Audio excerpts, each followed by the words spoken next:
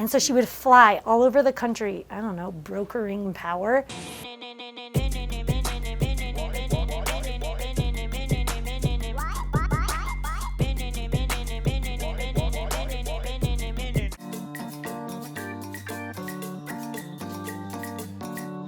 If you want to hear a really good one, the last score I had, this woman called me, and the call was really weird, which is always a good sign. Like, the weirder the better this vintage is going to be. And it was weird because it was like a three-way call, but I didn't really figure that out until the end.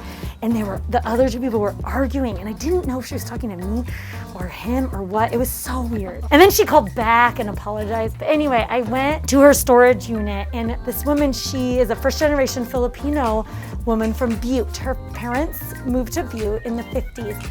And she got a job with Northwestern Power, after she got out of school, and she called herself a power broker. And so she would fly all over the country, I don't know, brokering power. She didn't have kids. She spent all of her money on clothes, and she never wore the same outfit twice to work.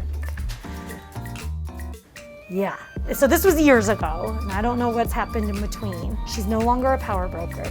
She works for the city of Missoula. She lives in a 400 square foot apartment downtown with her 3 cats, and she's ready to get rid of all the clothing, which was like perfectly stored in these boxes that were also closets in plastic.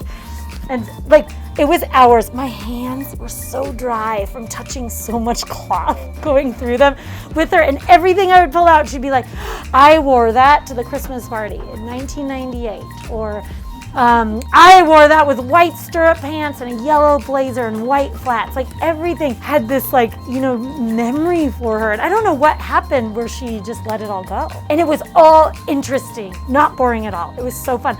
I don't really have any to show you because it flew. It was like a 90s business bitch time capsule I opened.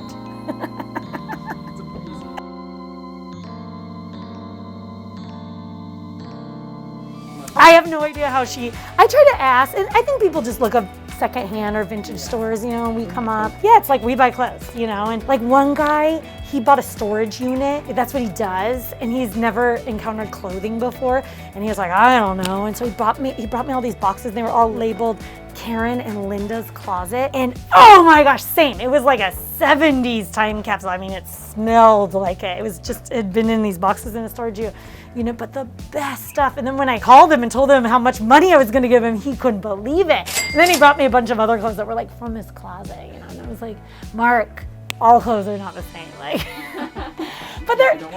And then he has sent me like emoji pocket dials, and like, it's just like the relationship is so great. And like, talking again about slow fashion, like, I love writing a check for clothing to a person who's just hustling, buying storage units to make a living, or like sometimes it's somebody on disability, or someone whose husband has just died, and like the expenses with that are a lot. So like, knowing that your money is going to that feels so good, and then the relationship that comes out of it, and it's so fun.